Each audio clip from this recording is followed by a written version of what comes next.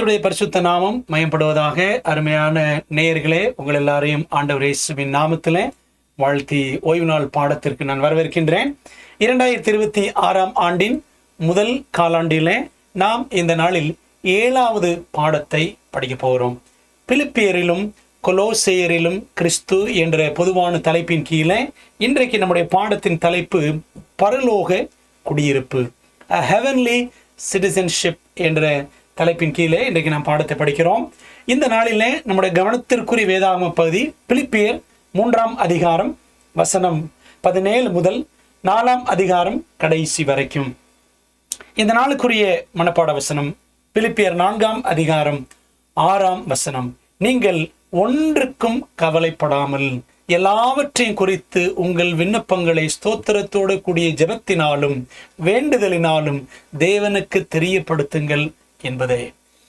இந்த வாரத்தின் பாடத்தில் நம்முடைய மனிதனை பதிக்க வேண்டிய முக்கியமான வார்த்தைகள், அந்த முக்கியமான வார்த்தைகளை எடுத்துக்கொண்டு பதித்து விட்டால் முக்கியமான பாடங்கள் நமக்கு கிடைத்துவிடும். பரதேசிகள் பரலோகவாசிகள் என்பது முதல் ஃபர்ஸ்ட் செட் ஆஃப் வேர்ட்ஸ். இரண்டாவது முன்மாதிரி நன்மாதிரி. மூன்றாவது சந்தோஷம் சமாதானம். இப்படி ஜோடி ஜோடியாக 3 ஜோடி வார்த்தைகளை நாம் பார்க்கிறோம். பரதேசிகள் பரலோகவாசிகள், முன்மாதிரி நன்மாதிரி, சந்தோஷம் சமாதானம். இந்த நாளிலே பிலிப்பியர் நிருபத்தை படித்து நாம் நிறைவு செய்ய இருக்கிறோம்.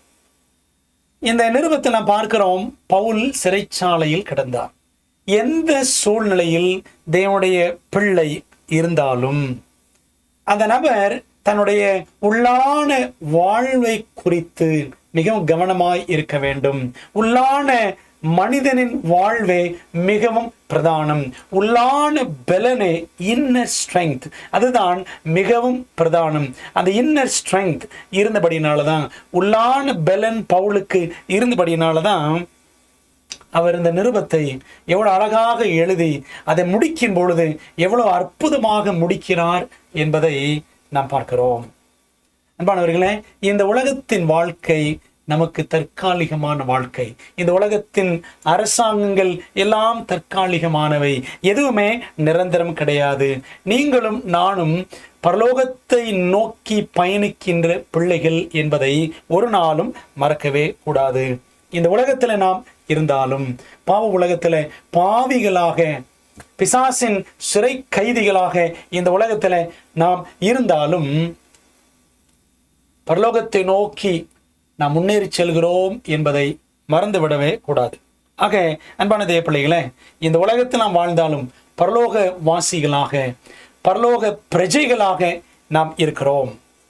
இந்த பரலோக பிரஜைகள் என்று சொல்லும் பொழுது அதில் நிறைய ஸ்லாக்கியங்கள் இருக்கிறது, அதே சமயம் நிறைய பொறுப்புகளும் நமக்கு இருக்கிறது. இவைகளைத்தான் இன்றைக்கு நாம் கற்றுக்கொள்ள போகிறோம். ஜெபத்தோடு படிக்கலாமா? ஜெபிப்போம். நல்ல பிதாவே, இந்த வேலைக்காக நமக்கு நன்றி. பிலிப்பியர் கொலோசேயர் நிருபங்களிலிருந்து எங்கள் இரட்சகராய இயேசு கிறிஸ்துவை குறித்து நாங்கள் படித்துக் கொள்கிற இந்த நல்ல பாடங்களுக்காக நன்றி தகப்பனே.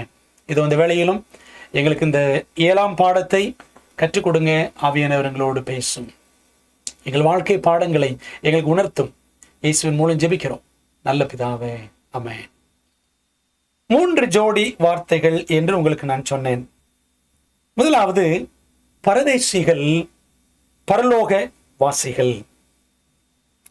இந்த உலகத்துல நாம் இருந்தாலும் பவுல் அழகா சொல்றாரு, நம்முடைய குடியிருப்போ பரலோகத்தில் இருக்கிறது அப்படின்னு பிலிப்பியர் 3ஆம் அதிகாரம் 20, 21 வசனங்களிலே நாம் வாசிக்கிறோம். நம்மை சுற்றிலும் இந்த உலகத்திலே பார்த்தால், பவுலும் தன்னுடைய உலகத்தை சுற்றி பார்க்கிறார், கிறிஸ்தவ உலகத்தை அவர் சுற்றி பார்க்கிறார். அப்படி சுற்றி பார்க்கும் பொழுது அவருக்கு நிறைய ஏமாற்றங்கள் தான் தெரிகிறது. ஏன் என்று சொன்னால், கிறிஸ்துவின் நாமத்தை கொண்டு, அவருடைய நாமத்தை சுமந்து கொண்டு, அவருடைய நாமத்தை அறிவித்துக் கொண்டு வாழ்கிறவர்கள் எப்படி வாழ்கிறார்கள் என்பதை 18ஆம் வசனத்தை சொல்றார் பாருங்க. ஏனெனில் அநேகர் வேறு விதமாய் நடக்கிறார்கள். அவர்கள் கிறிஸ்துவின் சிலுவைக்கு பகைஞர் என்று உங்களுக்கு அநேகம் தரம் சொன்னேன், இப்பொழுது கண்ணீரோடும் சொல்லுகிறேன் அப்படின்றார். கிறிஸ்துவுக்கு பகைஞர் கிடையாது, கிறிஸ்துவின் சிலுவைக்கு பகைஞர். அதாவது இந்த உலகத்திலே நாம் இருக்கிறோம், இந்த உலகத்தில் இருந்தாலும் நாம் கிறிஸ்துவின் சிநேகிதர்களாக, கிறிஸ்துவின் சிலுவையை சிநேகிக்கிறவர்களாக நாம் வாழ வேண்டும். ஆனால் அநேகர் வேறு விதமாய் நடக்கிறார்கள். ஆண்டுடைய ஊழியக்காரர்கள், ஆண்டுடைய பிள்ளைகள் என்று சொல்லுகிறவர்கள், ஆண்டுடைய ஊழியக்காரர்கள், ஆண்டுடைய பிள்ளைகள் என்று சொல்லுகிறவர்கள் வித்தியாசமாக இந்த உலகத்திலே நடக்கிறார்கள். அவர்களுடைய தேவன் வயிறு, அதாவது உலக காரியங்களிலே அவர்கள் மனம் செலுத்தி பணம், இன்னும் உலகத்தினுடைய ஐஸ்வர்யங்கள், லௌகீக ஆசைகள், இவை எல்லாவற்றையும் பின்பற்றி நடக்கிறவர்களாக அநேகர் இருக்கிறார்கள். இவர்கள் கிறிஸ்துவின் சிலுவைக்கு பகைஞர் அப்படின்னு பவுல் சொல்லுகிறார். ஏன் அப்படின்னா அவருடைய தேவன் வயிறு, பாருங்களேன், பிலிப்பியர் 3:19, அவருடைய முடிவு அழிவு, அவருடைய தேவன் வயிறு, அவருடைய மகிமை, அவருடைய இலட்சியை அவர்கள் பூமிக்கடுத்தவைகளை சிந்திக்கிறார்கள். பார்த்தீங்களா, ஆண்டோட பிள்ளைகள் என்று சொல்லிக்கொண்டு நாம் பூமிக்கு அடுத்தவைகளை சிந்தித்து கொண்டு பூமிக்கு உரியவர்கள் போல் நாம் செயல்படக்கூடாது. மேலானவைகளை நாடுங்கள், பூமியில் உள்ளவைகளை அல்ல அப்படின்னு கொலோசியர் 3 படிக்கிறோம் அல்லவா? அன்பானவர்களே, இந்த கருத்தை தான் ரோமர் 16 17-18 பவுல் குறிப்பிடுகிறார். அன்றையும் சகோதரரே, நீங்கள் கற்றுக்கொண்ட உபதேசத்திற்கு விரோதமாய் பிரிவினைகளையும் இடர்களையும் உண்டாக்குகிறவர்களை குறித்து எச்சரிக்கையாயிருந்து அவர்களை விட்டு விலக வேண்டும் என்று உங்களுக்கு புத்தி சொல்லுகிறேன். பார்த்தீங்களா, கற்றுக்கொண்டிருக்கிற சத்தியம் ஒன்று, ஆனால் இந்த உலகத்தின் மனிதர்களை பின்பற்றி உலக ஆசை உள்ளவர்களாக, உலக சுபாவத்தை பெற்றவர்களாக பிரிவினை, இடரல்கள், பிரச்சனைகளை உண்டாக்குகிறவர்களாக அநேகர் கிறிஸ்தவத்திலும் இருக்கிறார்கள் என்பதை இங்கே குறிப்பிடுகிறார். 18 பாருங்க, ரோமர் 16-18. அப்படிப்பட்டவர்கள் நம்முடைய கர்த்தராகிய இயேசு கிறிஸ்து ஊழியம் செய்யாமல் தங்கள் வயிற்றுக்கே ஊழியம் செய்து நயவசனிப்பினாலும் தந்திரமான பேச்சினாலும் இச்சக பேச்சினாலும், அதாவது பிறரை புகழ்ந்து துதிபாடுவது போல பேசுவது, அந்த இச்சக பேச்சினாலும் கபடில்லாதவர்களுடைய இருதயங்களை வஞ்சிக்கிறவர்களாய் இருக்கிறார்கள். இன்றைக்கு சபையில் அப்படித்தான் அநேக ஊழியக்காரர்களும் அநேக விசுவாசிகளும் இப்படித்தான் உலகத்தார் போல செயல்படுகிறோம். இந்த உலகத்தினுடைய லாப நோக்கத்திற்காக அல்லது பதவிகளை தக்க வைத்துக் கொள்வதற்காக, சபையில எப்பொழுதும் முன்னிலை வைக்க வேண்டும் என்பதற்காக பல நேரங்களில் நயவசனிப்போடு இச்சக பேச்சு, தந்திரமாய் செயல்படுவது, இப்படி எல்லாம் இன்றைக்கு நடக்கிறதை நாம் பார்க்கிறோம். ஆக பூமிக்கு உரியவர்களாக, பூமிக்கு அடுத்தவைகளை சிந்திக்கிறவர்களாகவே இன்றைக்கு நாம் இருக்கிறோம். ஆனால் நண்பர்களே, நாம் பரலோகவாசிகள், நம்முடைய குடியிருப்பு பரலோகத்தில் இருக்கிறது அப்படின்னு பவுல் சொல்றார். பரலோகவாசிகள் என்று சொல்லும் பொழுது இன்னொரு வார்த்தை இருக்கிறது, பரதேசிகள். நீங்க 1 பேதுரு 1:2 படிச்சு பாருங்க.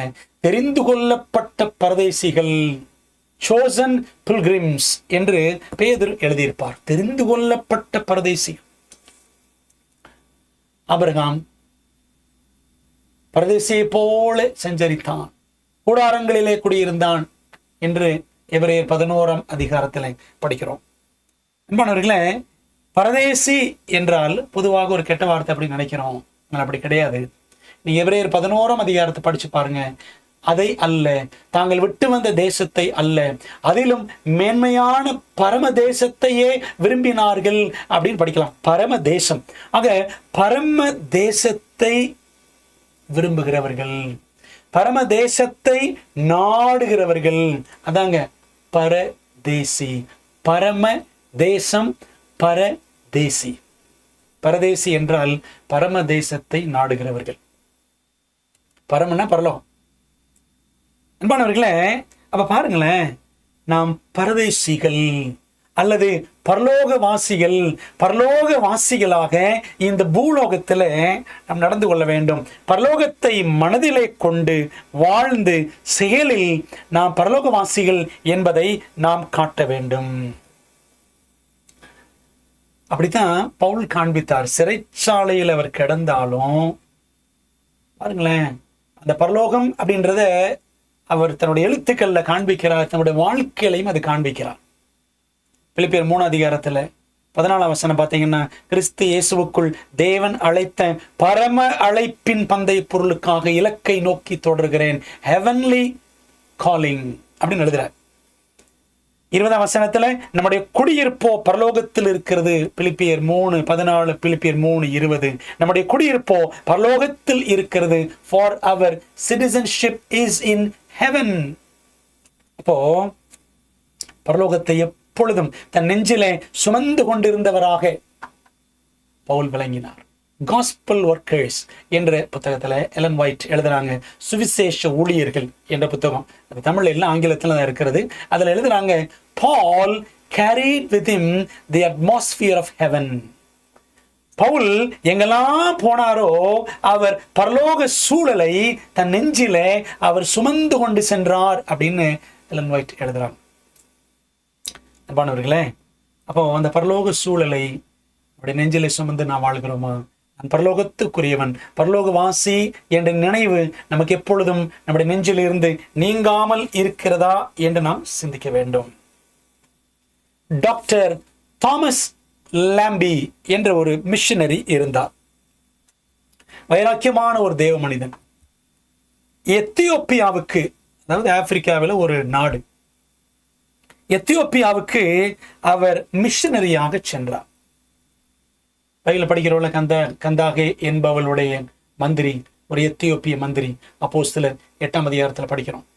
எரேமியா 13 படிக்கிறோம், எத்தியோப்பியன் தன் தோளையும் மாற்ற முடியுமோ அப்படி படிச்சிருக்கோம்ல. எத்தியோப்பியா பற்றி பைபிளில் நிறைய இடங்கள் இருக்கிறது. எத்தியோப்பியாவுக்கு மிஷனரியாக சென்றவர் doctor Thomas Lambie, medical missionary, மருத்துவ மிஷனரி. அங்க போய் நல்ல ஊழியங்கள் செய்தார். ஆகவே ஒரு மிஷன் ஸ்டேஷன், ஊழிய ஸ்தாபனம் ஒன்றை, அங்கே ஒரு கட்டடத்தை உருவாக்கணும் என்பதற்காக நிலம் வாங்க அங்கே பிரயாசப்பட்டார். இவர் அமெரிக்காவை சேர்ந்தவர், அமெரிக்காவில் பிறந்தவர். அப்போ இவர் ஒரு ஃபாரினர், அந்நிய நாட்டை சேர்ந்தவர் என்பதனால, அமெரிக்காவை சேர்ந்தவர் என்பதனால அவர் எப்படி எத்தியோப்பியில நிலம் வாங்க முடியும் என்று சொல்லி எத்தியோப்பிய அரசாங்கம் அதை மறுத்து விட்டது. என்ன செய்தார் தெரியுமா? நான் பிறப்பால் அமெரிக்கன், ஆனால் ஊழியத்திற்காக மிஷனரியாக நான் எத்தியோப்பியா வந்திருக்கிறேன், ஆண்டுடைய ஊழியத்தை அங்க வல்லமையை செய்யணும் என்று சொல்லி நிலம் வாங்கணுமே, ஊழியங்களை செய்யணுமே, மருத்துவமனைகளை உருவாக்க வேண்டுமே என்று அவர் மனபாரம் கொண்டு ஜெபத்தோடு என்ன தீர்மானம் எடுத்தார் அப்படின்னு பார்த்தீங்கன்னா, தன்னுடைய அமெரிக்க குடியுரிமை, அமெரிக்கன் சிட்டிசன்ஷிப், அதை அவர் துறந்தார். அதை சாக்ரிஃபைஸ் பண்ணிட்டார், தியாகம் பண்ணிட்டார். எனக்கு அது தேவையில்லை, நான் எத்தியோப்பியனாக மாறுகிறேன் என்று சொல்லி அவர் என்ன பண்ணாரா? he became an Ethiopian citizen. எத்தியோப்பிய குடிமகனாக அவர் மாறினார். அப்படி மாறி அங்கே பிற்பாடு நிலம் வாங்கினார். 2 மருத்துவமனைகளை அவர் கட்டினார் என்று சரித்திரம் சொல்லுகிறது. பார்த்தீங்களா, எவ்வளோ பெரிய தியாகம். இன்னைக்கு வெளிநாடுகளில் இருக்கிறவர்கள் தங்களுடைய குடியுரிமையை விட்டு கொடுப்பாங்களா? விட மாட்டாங்க. டபுள் சிட்டிசன்ஷிப் வச்சிருக்கிறவங்களா இருக்கிறாங்க. 2 குடியுரிமைகளை 2 நாடுகளில் வைத்திருக்கவர்கள் இருக்கிறார்கள். அதே மாதிரி நம்முடைய சபைகள் எடுத்துக்கிட்டிங்கன்னா டபுள் மெம்பர்ஷிப், இங்கேயும் செவன்த் டே சர்ச்சில் இருப்பாங்க, சண்டே சர்ச்சில் இருப்பாங்க, அப்படி இருக்கவங்களும் இருக்கிறாங்க. பாருங்களேன், தங்களுடைய குடியுரிமையை பெரும்பாலும் யாரும் விட்டு கொடுக்க மாட்டார்கள். ஆனால் ஆண்டோட நாமத்தின் மகிமைக்கென்று அவர் பாருங்களேன், டாக்டர் தாமஸ் லாம்பி எப்படிப்பட்ட ஒரு தியாகம் செய்தார். அன்பானவர்களே, இந்த உலகத்துல நாம் பரலோக குடிமகன்கள், பரலோக குடிமக்கள் என்பதை மறந்துடவே கூடாது. நாம் பரலோகத்திற்குரியவர்கள், ஆனால் இந்த உலகத்துல தற்காலிகமா இருக்கிறோம். ஆனால் பாத்தீங்கன்னா இந்த தற்காலிக வாழ்க்கையில உலகம்தான் நம்முடைய வாழ்க்கையில அதிகம் ஆதிக்கம் செலுத்துகிறது. சபையிலையும் கிறிஸ்தவ குடும்பங்கள்லையும் இந்த உலகத்தின் தாக்கத்தை அதிகமா பார்க்கிறோம். அதனாலதான் பணம், வயிறு, உலகம், பூமிக்கு அடுத்தவைகள் அப்படின்னு இன்னைக்கு உலகத்துல ஊழியக்காரர்களும் விசுவாசிகளும் இப்படி திசை மாறி போகிறதை பவுல் பிலிப்பியர் 3 அதிகாரத்துல அங்கே சுட்டி காண்பிக்கிறார்.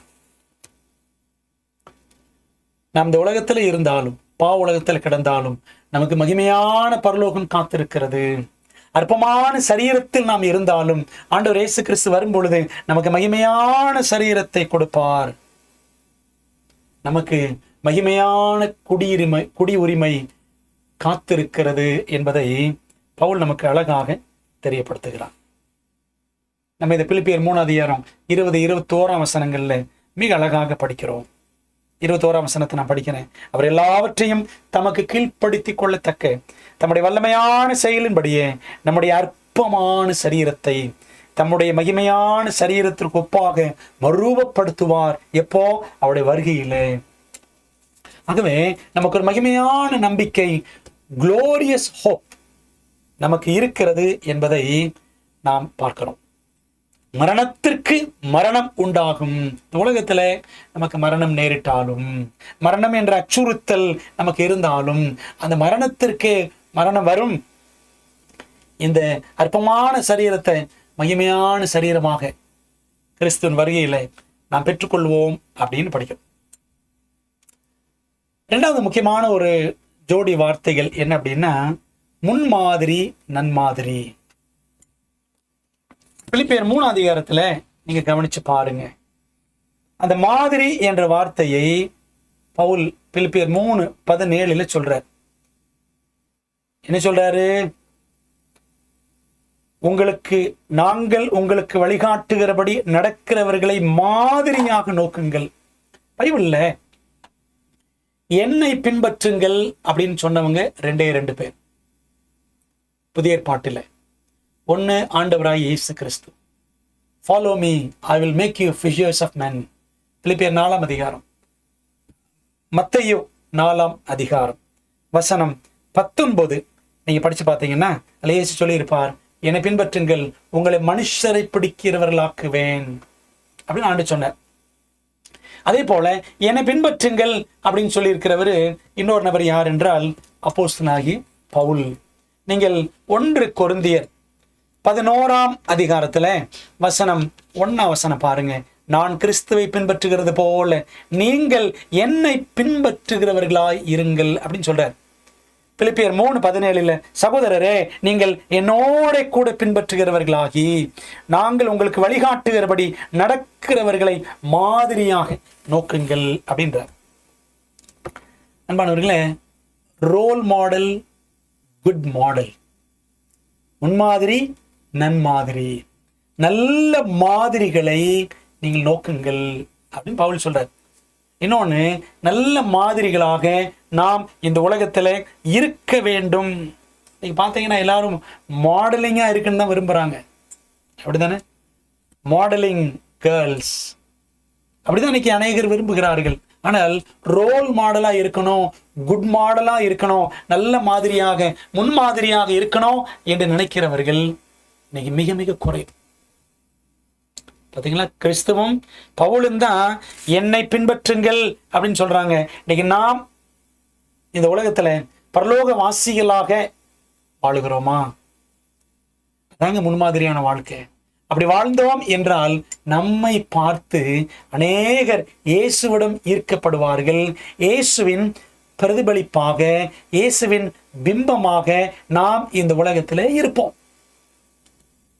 அப்படி இருக்கிறோமா என்பதை நாம் யோசித்து பார்க்க வேண்டியது மிகவும் அவசியமாக இருக்கிறது.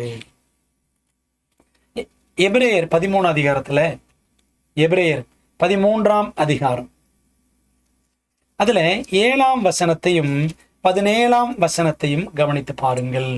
தேவ வசனத்தை உங்களுக்கு போதித்து உங்களை நடத்தினவர்களை நீங்கள் நினைத்து அவர்களுடைய நடக்கையின் முடிவை நன்றாய் சிந்தித்து அவர்களுடைய விசுவாசத்தை பின்பற்றுங்கள் அப்படின்ற 17ஆம் வசனத்துல உங்களை நடத்துகிறவர்கள், பார்த்தீங்களா, நடத்துறவங்க. நம்மளாம் யார் அப்படின்னா, இந்த உலகத்துல ஊழியக்காரர்களோ விசுவாசிகளோ யாருனாலும் சரி, நாம் நடக்கிறவர்கள், நடத்துகிறவர்கள், சத்தியத்தின்படி நடக்கிறவர்கள், அநேகரை சத்தியத்திற்குள் வழி நடத்துகிறவர்கள். அப்ப நம்ம எப்படி இருக்கணும், எவ்வளவு முன்மாதிரியாக நாம் விளங்க வேண்டும் என்பதை பவுல் நமக்கு வலியுறுத்துறார். பிலிப்பியர்லையும் சொல்றாரு, எபிரேயர்லையும் அவர் சொல்லுகிறார். மாணவர்களே, நாம் நல்ல முன்மாதிரிகளாக இருக்கிறோமா, நல்ல முன்மாதிரியான கிறிஸ்துவ குடும்பங்களாக நாம் வாழுகிறோமா அப்படின்னு யோசிக்கணும். பவுல் எவ்வளவு அழகான முன்மாதிரி பாருங்க. பிலிப்பி பட்டணத்து சபையார் எல்லாரும் பவுலுக்காக கவலைப்பட்டாங்க. பவுல் என்ன பண்றாரு, அவங்களுக்காக, அவருடைய ஆவிக்குரிய நலனுக்காக கவலைப்படுகிறார். சபையாரோ அவருடைய சரீர நலனுக்காக கவலைப்பட்டார்கள். ஆனால் பவுல் எவ்வளவு அழகான முன்மாதிரியை வைத்திருக்கிறார் என்பதை இந்த சிறைச்சாலை நிருபங்கள், 5 நிருபங்களுமே நமக்கு அழகாக சுட்டி காண்பிக்கிறது. அநேகர் வேறு விதமாய் நடக்கிறார்கள். பிலிப்பியர் 3:18 படிக்கிறோம். அநேகர் வேறு விதமாய் நடக்கிறார்கள். கிறிஸ்துவின் சிலுவைக்கு பகைஞராக அவர்கள் நடக்கிறார்கள். கிறிஸ்துவின் சிலுவை ஆண்டவர் சொல்லிக்கிறாரு, என்னை பின்பற்றுகிறவன் தன்னைத்தான் வெறுத்து தன் சிலுவையை எடுத்துக்கொண்டு என்னை பின்பற்ற கடவன் அப்படின்னு ஆண்டு சொல்லிக்கிறார்ல. அப்ப இயேசுவை பின்பற்றுவது என்பது எப்படி அப்படின்னா, தன்னைத்தான் வெறுத்து, சுய மறுப்பு, செல்ஃப் டினாயல் நம்மகிட்ட இருக்கணும். அப்படிதானே? இந்த உலகத்தின் காரியங்களால் நாம் இழுப்புண்டு ஈர்க்கப்பட்டு வழி தவறி தடம் புரண்டு போய்விடக்கூடாது. இந்த உலகத்தில் கூடிய பணமோ பதவியோ செல்வங்களோ சமூக அந்தஸ்து, இதை தக்க வைத்துக் கொள்வதற்காக நாம் செய்யக்கூடிய பித்தநாட்டங்களோ, இது எல்லாமே கிறிஸ்துவின் சிலுவைக்கு நம்மை பகைஞராக காட்டிவிடும். அது முன்மாதிரி கிடையாது. ஆண்டவர் இயேசு கிறிஸ்து வாழ்க்கை எப்படி இருந்துச்சு? என்னை பின்பற்றுங்கள் சொன்னாரு. நான் சாந்தமும் மனத்தாழ்மையுமாய் இருக்கிறேன், என்னிடத்தில் கற்றுக்கொள்ளுங்கள் அப்படின்னு ஆண்டு சொல்லிக்கிறார். மத்திய 11ஆம் அதிகாரத்தில் 29-30 வசனங்களில். ஆகவே கிறிஸ்துவனுடைய முன்மாதிரியை பார்த்து நாம் நடக்கணும். அப்படி கிறிஸ்துவை பார்த்து பார்த்து வாழ்ந்தவர் தான் பவுல். என்னை பின்பற்றுங்கள், நான் கிறிஸ்துவை பின்பற்றுகிறது போல என்னை பின்பற்றுங்கள் சொல்லிக்கிறாரு. இன்னைக்கு நம்மால் சொல்ல முடியுமா? Follow me as I follow Christ. கிறிஸ்துவை பின்பற்றுவது போல, நான் பின்பற்றுவது போல நீங்கள் கிறிஸ்துவை பின்பற்றுங்கள் என்று நம்மால் சொல்ல முடிகிறதா? இது ஒரு முக்கியமான ஒரு கேள்வி. இதை மனசுல வச்சு, நான் நல்ல முன்மாதிரியா இருக்கிறேன், நான் பரலோகவாசியா, நான் நல்ல முன்மாதிரியா? 3வது ஜோடி வார்த்தைகள் என்ன அப்படின்னா, சந்தோஷம், சமாதானம். பிலிப்பியர் 4ஆம் அதிகாரம் முழுக்க நீங்க படிச்சு பாருங்களேன்.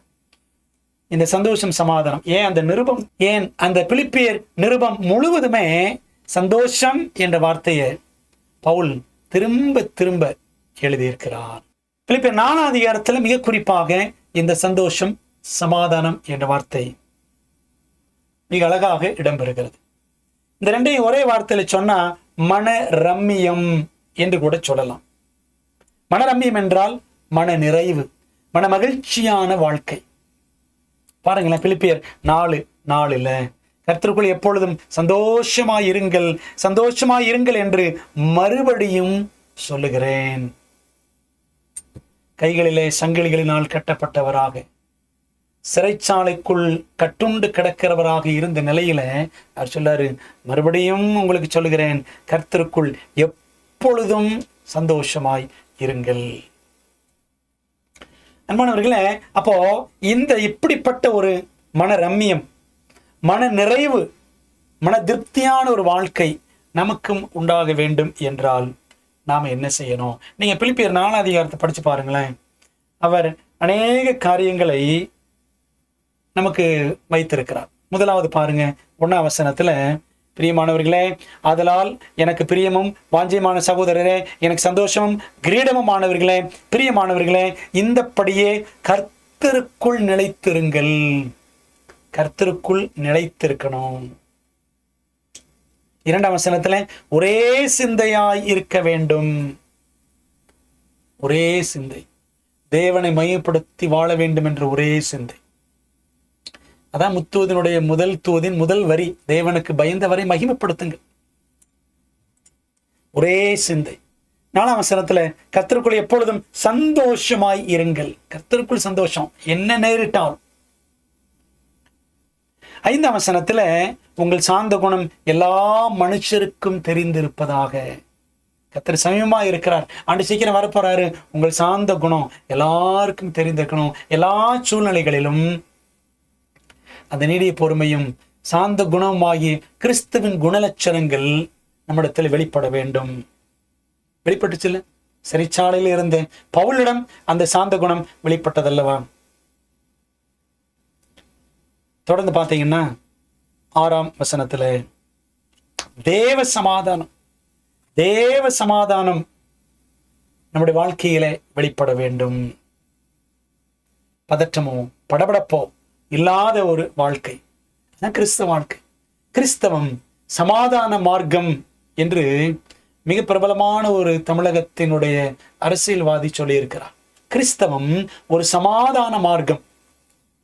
அப்போ அந்த தேவ சமாதானம் கிறிஸ்தவர்களாகிய உங்களிலும் என்னிலும் நிலைத்திருக்கணும். அப்படின்னா நாம கர்த்தருக்குள் நிலைத்திருக்க வேண்டும். 8ஆம் வசனத்தை பார்த்தீங்கன்னா இவைகளையே சிந்தித்துக் கொண்டிருங்கள் அப்படின்னு எழுதுற.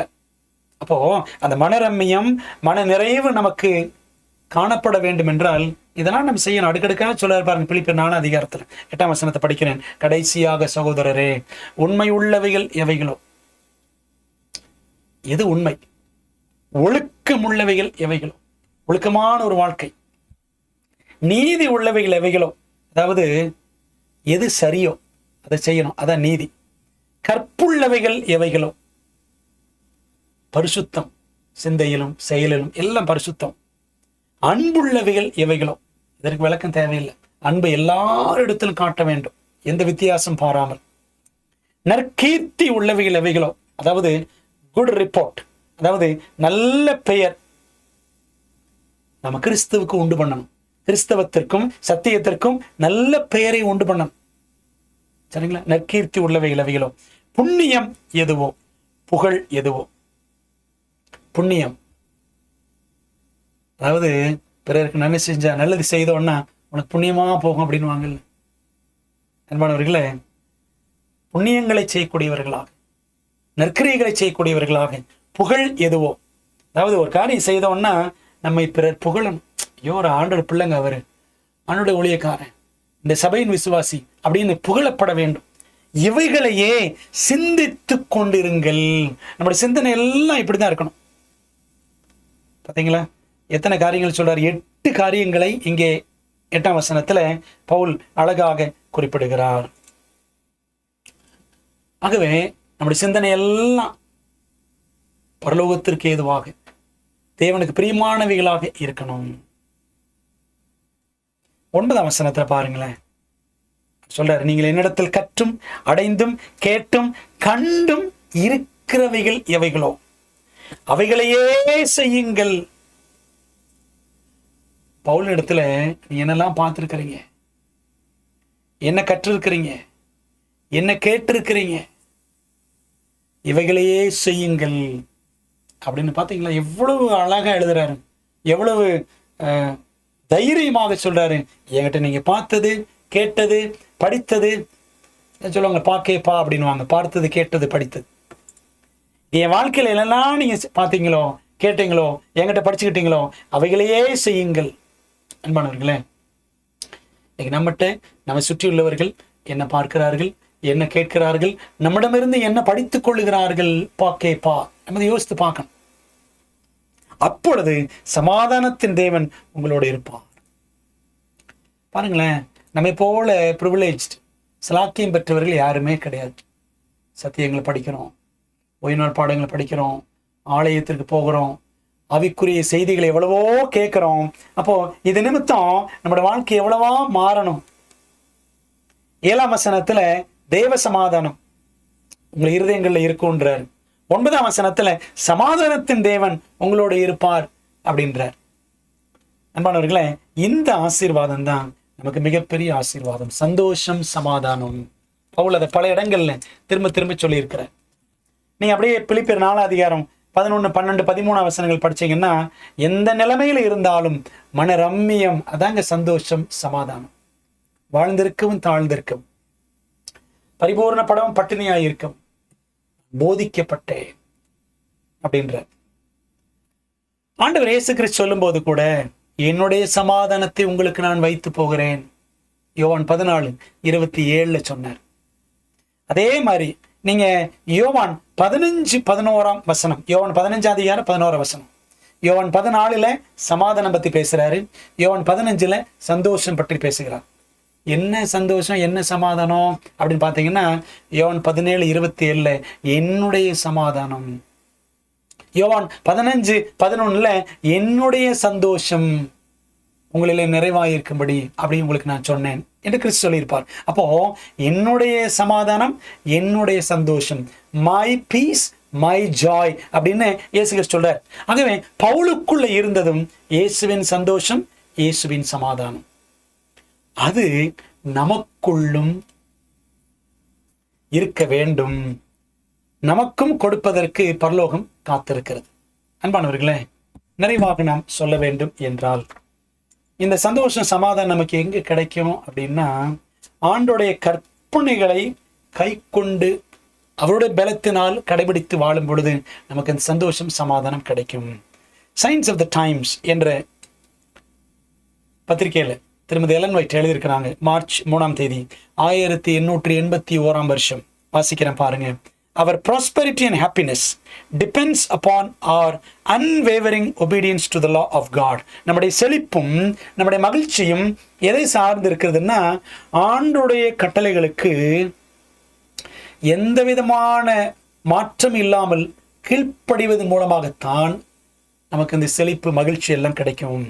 Not one of these 10 precepts can be broken without disloyalty to the God of heaven. பரலோகத்தின் தேவனுக்கு நாம் உண்மையாய் கீழ்ப்படியணும். ஒரு பிரமாணத்தை கூட நாம் மீறிவிடக்கூடாது. To keep every jot and tittle of the law is essential for our own happiness and for the happiness of all connected with us. நமக்கும் நம்மோடு சம்பந்தப்பட்ட எல்லாருக்கும் மகிழ்ச்சி, சந்தோஷம் வேண்டும் என்றால், ஆண்டோடைய பிரமாணத்துல ஒரு எழுத்தை ஆகிலும், ஒரு எழுத்தின் உறுப்பை ஆகிலும் நாம் மீறி விடாதபடி கடைபிடிக்க வேண்டும் அப்படின்னு எலன் ஒயிட் அம்மையார் எழுதுறாங்க. பார்த்தீங்களா? அதான் நம்ம உபாகமம் 6ஆம் அதிகாரத்துல படித்தோம் அப்படின்னு சொன்னா, நீங்கள் என்னாலும் நன்றாய் இருப்பதற்கு, உங்களை தேவன் உயிரோடு காப்பதற்கு இந்த கற்பனைகள் எல்லாம் கடைபிடியுங்கள் அப்படின்னு உபாகமம் 6ஆம் அதிகாரம் 24ஆம் வசனத்துல நம்ம படிக்கலாம். ஆக அன்பான தேவ பிள்ளைகளே, நம்ம ஆண்டோடைய கட்டளையின்படி நடப்போம் என்றால் அதாங்க நமக்கு சந்தோஷம், சமாதானம், மன ரம்மியம் எல்லாமே. அது பிரியமானவர்களே, இந்த உலகத்துல நாம் பரலோக வாசிகள் என்பதை உணர்ந்து, பரலோக குடியிருப்பு நமக்கு இருக்கிறது என்பதை உணர்ந்தவர்களாக இந்த உலகத்துல நல்ல மாதிரிகளாக சந்தோஷமாய், சமாதானமாய், சாட்சியாய், மனரம்மியமாய் வாழ நம்ம ஒப்பு கொடுப்போம். கர்த்தர் நம்மை ஆசீர்வதிப்பாராக. ஜெபம் பண்ணுமா? எங்க நல்ல தகப்பனே, இந்த நாளுக்காக நமக்கு நன்றி செலுத்துகிறோம். ஆண்டவரே, எங்களுக்கு வேண்டிய வாழ்க்கை பாடங்களை இது கற்றுத்தருவதற்காக நமக்கு ஸ்தோத்திரம். பவுல் எப்படி எதிரடையான சூழ்நிலையிலும் பரலோகவாசியாக வாழ்ந்து காண்பித்தாரோ, நல்ல முன்மாதிரி வைத்து போனாரோ, நாங்களும் அவரை போல் சந்தோஷத்தோடு, சமாதானத்தோடு கர்த்தருக்குள் நிலை கொண்டு இருக்க எங்களுக்கு உதவி செய்யும். எங்கள் ஜெபத்தை கேட்டதற்கு நன்றி. ஆண்டவரே, எங்களை இந்த உலகத்துல நமக்கு பிரியமான சாட்சிகளாய் காத்துக்கொள்ளும். இந்த இணைப்பில் இணைந்திருக்கிற எல்லாரையும் ஆசீர்வதியும். இயேசுவின் மூலம் ஜெபிக்கிறோம் நல்ல பிதாவே, ஆமென். பிரியமானவர்களே, தேவன் உங்களை ஆசீர்வதிப்பாராக. மீண்டும் அடுத்த பாடத்தில் நாம் சந்திப்போம். ஆமென்.